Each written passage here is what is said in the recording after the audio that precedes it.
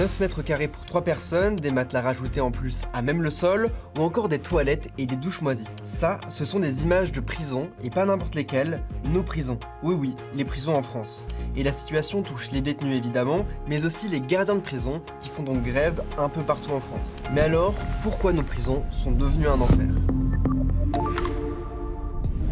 Palettes en feu, pancartes et portes bloquées, je vous l'ai dit, un peu partout en France, les gardiens de prison ont bloqué l'accès à leur établissement, ils font grève. Et ça, c'est parce que dans les prisons, on n'en peut plus. On a des crachats au quotidien, des violences physiques où les agents sont malmenés lors des interventions éventuellement. On a récemment une collègue qui s'est vue ébouillantée avec de l'eau chaude, donc ce qui est quand même des faits graves ou des agressions physiques. En fait, ce blocage, c'est pas juste une petite protestation, c'est un appel à l'aide. Alors concrètement, comment on en est arrivé là? C'est quoi la situation dans les prisons françaises? Eh bien déjà, le problème, c'est la surpopulation carcérale. Un grand mot qui signifie que par rapport à la capacité des prisons, eh bien il y a beaucoup trop de détenus. On a regardé précisément les chiffres, et pour l'étude la plus récente, celle du 1er mars, eh bien 87 126 personnes étaient incarcérées en France, sauf que les capacités d'accueil des prisons sont de 63 500 places. Cette surpopulation, c'est un nouveau record pour les prisons françaises. Et à l'échelle de l'Europe, c'est d'ailleurs compliqué de faire pire que nous. En fait, le Conseil de l'Europe a regardé combien il y avait de détenus en moyenne pour 100 places disponibles entre 2023 et 2024. Et il l'a fait dans 52 pays de notre continent. À la fin du classement, il y a la Slovénie avec 134 détenus pour 100 places, puis Chypre, Saint-Marin, et nous, la France, l'un des pires pays avec 124 détenus pour 100 places disponibles. L'Allemagne, notre voisin, est au milieu du classement avec 82 détenus pour 100 places. Et pour revenir aux prisons françaises, si elles sont auto-remplies, c'est qu'en France, la justice punit beaucoup par la prison. Il y a d'ailleurs plus d'un quart des personnes incarcérées qui n'ont pas encore été condamnées et qui attendent leur jugement. Voilà, donc clairement, les prisons sont surpeuplées et ça fait que les conditions de détention se dégradent énormément. Tout est sale et infesté avec des moisissures et des insectes. Alors ok, ils sont en prison, mais les détenus restent des humains bien sûr. La prison doit être décente, sauf que comme l'explique la femme d'un détenu, c'est de moins en moins le cas. La cantine, il faut attendre beaucoup de temps avant de recevoir ses cantines. Par rapport à la promenade, tout ce qui est les bagarres qui ne sont pas forcément surveillées. Pour le linge, il y a des horaires à respecter.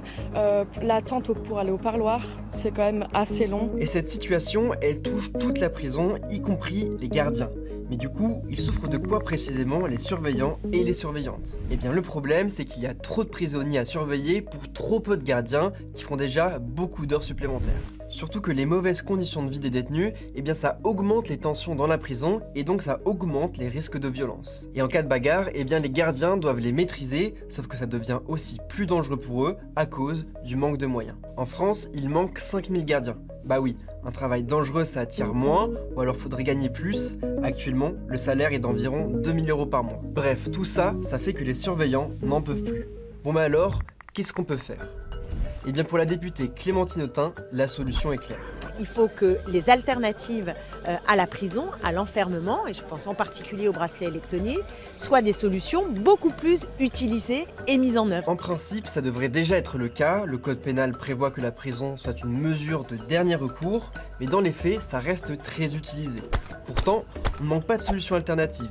Il y a bien sûr la détention à domicile sous bracelet électronique. Les personnes concernées sont obligées de rester chez elles à des heures et des jours décidés par le juge et elles doivent porter le bracelet à la cheville. Autre alternative, les travaux d'intérêt général. Concrètement, les condamnés travaillent sans être payés pour une asso ou un service public. Ils peuvent aussi être mis en sursis probatoire, ça veut dire qu'ils doivent respecter des obligations comme se présenter régulièrement à un commissariat ou respecter des limitations de déplacement. En parallèle, ces condamnés sont suivis pour favoriser leur réinsertion. Parce que oui, le but de la prison, c'est normalement de favoriser la réinsertion des condamnés dans la société et d'éviter les récidives. Mais clairement, on n'y est pas du tout. Selon le ministère de la Justice, 63% des sortants de prison récidivent dans les 5 ans. Alors on l'a vu, la situation dans les prisons françaises est catastrophique. C'est dangereux pour les détenus, mais aussi pour les gardiens. Bon, il existe des solutions, mais à l'heure où on tourne la vidéo, le gouvernement n'a rien annoncé et les moyens financiers ne sont pas là. Allez, c'est tout pour moi, à plus.